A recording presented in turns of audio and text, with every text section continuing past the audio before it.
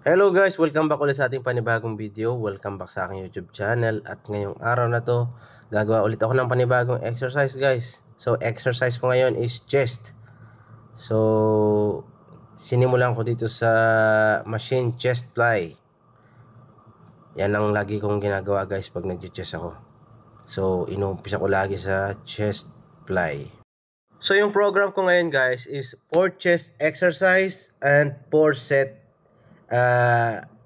in every exercise. So umpisahan ko sa machine chest fly 4 set, and then lilipat ako sa ibang exercise tapos 4 set din. So ganun ang program ko ngayon. So yan guys, no, inumpisahan ko mag chest fly. Second set ko na to ngayon, tapos dadagdagan ko yung bigat hanggang sa mag-failure niya yung ginagawa kong exercise. So parang sinusubukan kong makuha yung high volume ng chest ko sa may upper chest.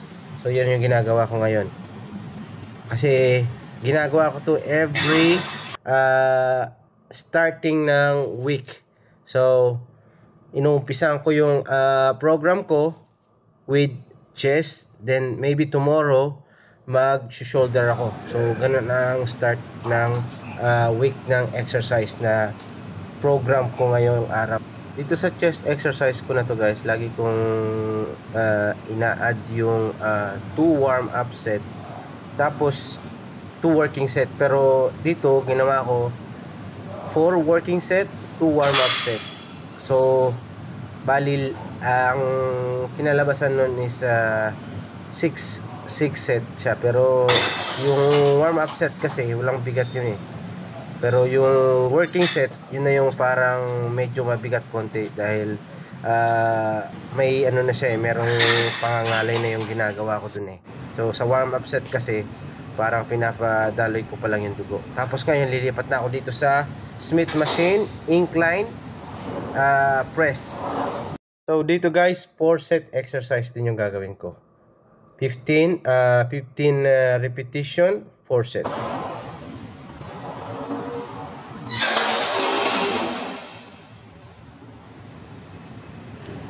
Bawat set dinadagdagan ko yung bigat para mas challenging sa akin yung pag-exercise ng 15 reps sa 4 set na ginagawa kong program. So eto, hindi ko naman masyadong pinapahirapan yung sarili ko, pero sinusubukan ko lang guys, no, yung limit ng bigat na kaya kong i-execute. Kapag hindi na kaya, binabawasan ko na lang, tapos nag-i-stay na lang ako dun sa bigat na kaya kong i-execute. So ganun yung technique na ginagawa ko. At least tinatry ko na dagdagan yung bigat. Mahirap talagang mag heavy exercise guys kung wala kayong spotter para mag umalalay sa'yo. Kaya be safe na lang tayo lagi. So yung exercise natin, yung katingin lang natin na kaya natin yung weights. Tapos na ako dun guys sa Smith machine, lumipat ako sa dumbbell. So incline pa rin siya, incline dumbbell press. So 4 set saka 15 reps.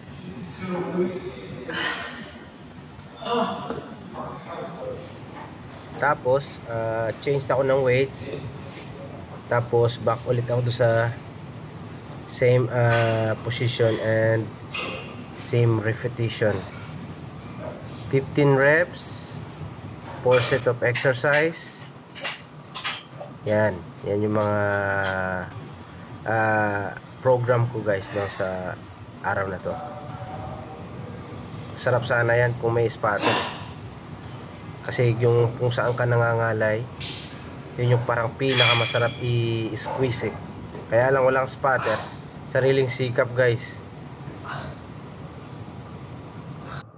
Ayan o, ang ganda sana kung may spotter eh. Pero ayos lang, at least kaya naman. Ang importante doon, nakukuha ko yung program ko.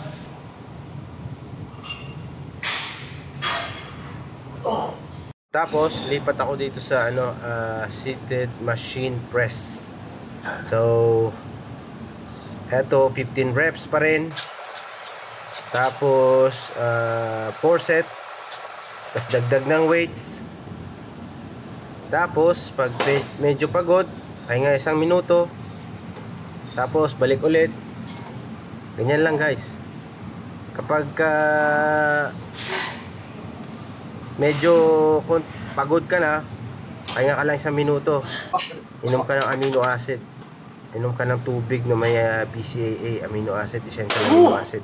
Maganda kasi yan pang pa-recover recovery electrolytes, recovery energy, recovery muscle.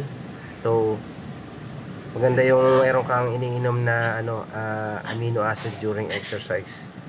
Kasi bumabalik yung lakas mo pag nakakainom ka nun Tapos yan guys, dyan medyo nagda-drop set na ako dahil tawag nito malapit ako matapos So mas dinadagdagan ko.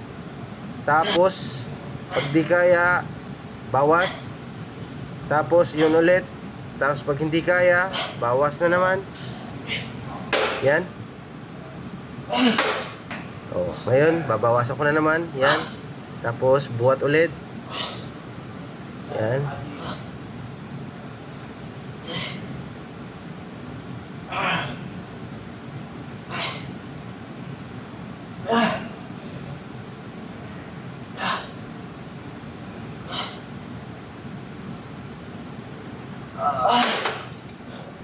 So ito yung last exercise na ginawa ko guys.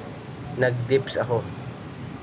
Dito kasi mas more on isolation siya Kasi ang bigat is yung katawan ko lang.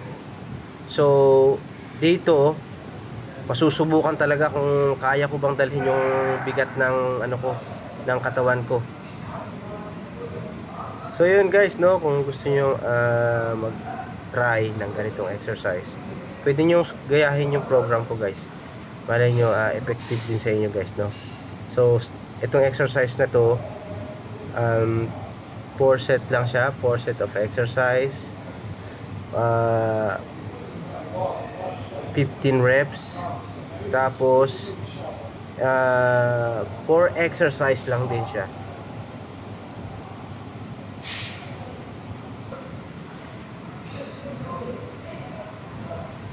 So dito na matatapos yung exercise ko guys. Salamat sa panonood.